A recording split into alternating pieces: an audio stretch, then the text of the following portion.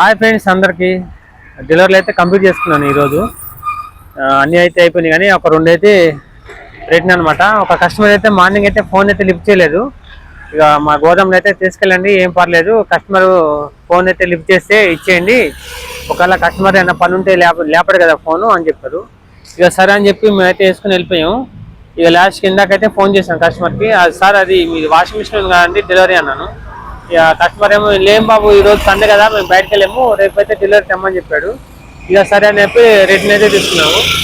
ఈరోజు అయితే ఒక కస్టమర్ కాడ దగ్గర గంటన్నర 2 గంటలైతే టైం అయితే వేస్ట్ అయింది. ఎందుకు అనుకుంటున్నారా? ఏం లేదు, ఒకటి ఎల్జీది పెద్ద ఫ్రిడ్జ్ అయితే డెలివరీ ఇచ్చాము. అది సైడ్ బై సైడ్ అనమాట, చూపిస్తాను చూడండి. ఆ పెద్ద ఉంది కదా ఎల్జీది ఫ్రిడ్జ్, అది 4 ఫ్లోర్లు ఎక్కిచ్చాము ఈరోజు. దాన్ని అది ఎక్కడానికే దాదాపు అయితే ఒక అరగంట పట్టింది. మెట్లు అయితే కొంచెం తక్కువ ఉన్నాయి సైజు.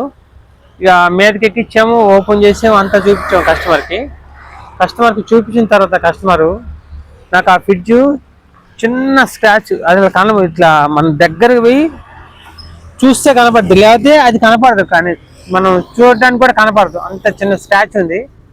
ఆ స్క్రాచ్ కూడా వద్దన్నాడు. షోరూమ్ మాల్లో వచ్చిందాకైతే వెయిట్ చేసాము. షోరూమ్ వాళ్ళు వచ్చి షోరూమ్లో కూడా చెప్పాడు, సరే అది మీకు కనపడదు, ఏం ప్రాబ్లం లేదు, తీసుకోండి, మళ్ళీ మీకు ఆల్రెడీ అది మిషన్తో ఇట్లా రఫ్ చేస్తారు కదా, ఎక్కడన్నా చిన్నగా ఉంటుంది, అసలు కనపడదు వాళ్ళకి. ఇట్లా మామూలుగా మనం ఇట్లా దూరంగా చూస్తే అసలు కనపడదు అనమాట. వాళ్ళ ఇంట్లో వాళ్ళ తమ్ముడు కూడా ఎవరు ఉన్నారు, వాళ్ళ రిలేషన్, అతను కూడా చూశాడు. చూసి ఏం పర్లేదు ఇచ్చాను అన్నాడు. కానీ ఇంకో కస్టమర్ వాళ్ళది ఇంకొక అతను నాకు వద్దంటే వద్దన్నాడు అతనైతే.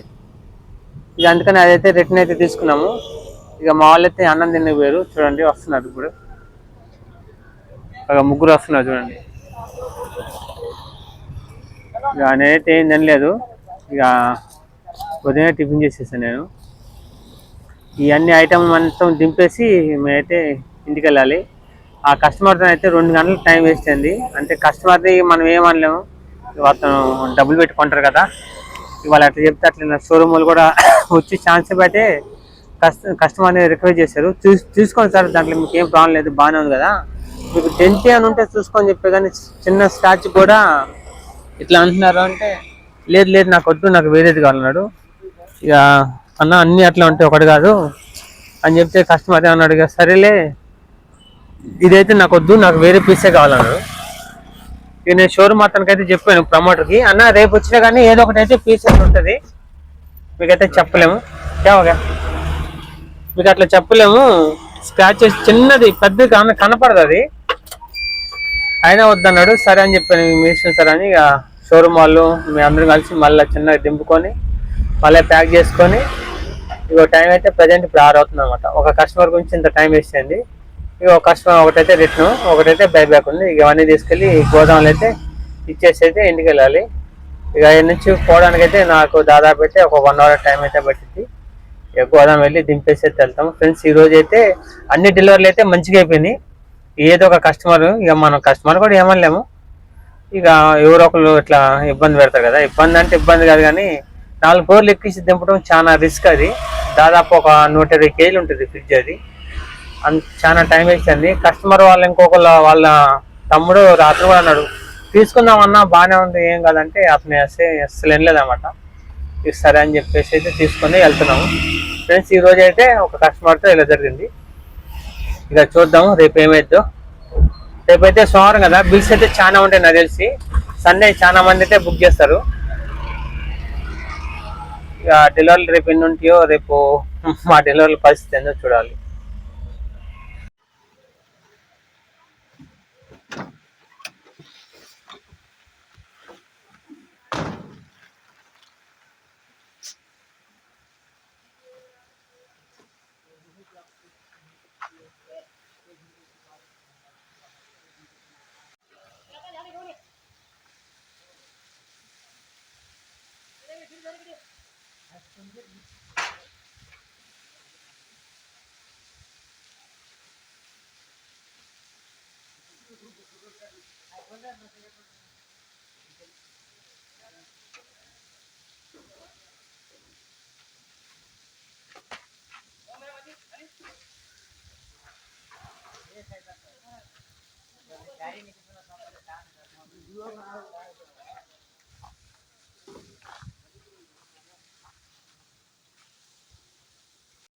ఫ్రెండ్స్ చూస్తున్నాం కదా, వాన అయితే స్టార్ట్ అయింది.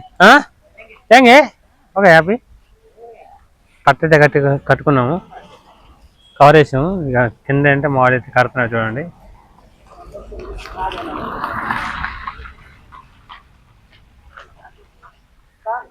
వచ్చేదాల పూరా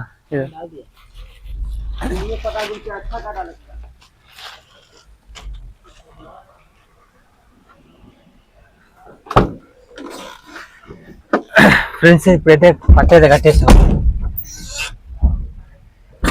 వర్షాకాలం ఇదే ప్రాబ్లం, ఎప్పుడు ఎక్కడ వాన పడితే తెలియదు. ఇంకొక హాఫ్ అన్ అవర్ అయితే వెళ్ళిపోతాము. ఈలోపు వర్షం అయితే స్టార్ట్ అయింది. చూడాలి తగ్గిద్దా లేదా. ఇక బాగా పడితే పడుతుంది, కొంచెం కొంచెం తక్కువ ఉంది అనమాట.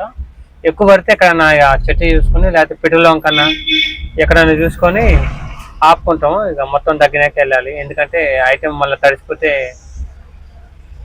రీప్లేస్మెంట్ కదా. ఈ రీప్లేస్మెంట్ అయితే గోదాంకి వెళ్తాయి అనమాట. గోదాం నుంచి డైరెక్ట్ కంపెనీకి వెళ్ళిపోతాయి. మళ్ళీ కార్ని ఖరాబ్ అయితే వాళ్ళు వచ్చి చెక్ చేస్తారు కదా. అందుకోసం అయితే కార్ని అయితే జాగ్రత్తగా ఉండాలి.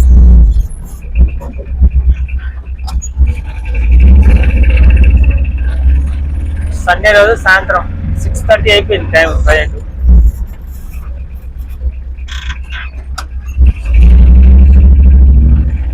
వాన పడకుండా పెట్టేద్దాం అనుకున్న వెహికల్, కానీ ఇప్పుడే స్టార్ట్ అయింది. చూడండి అట్లా పొజిషన్ ఈరోజు అయితే పక్కనే ఉంది వర్షం.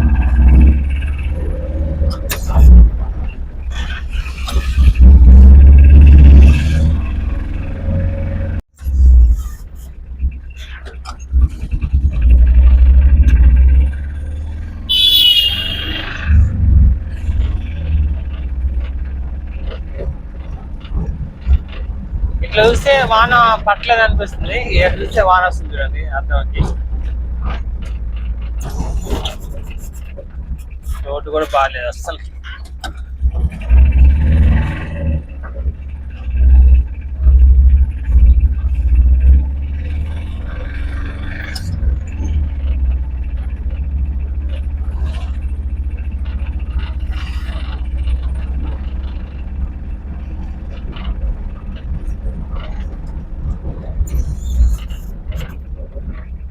అంత గొంతలు గొంతలు గొంతలు, అబ్బా దేవుడా.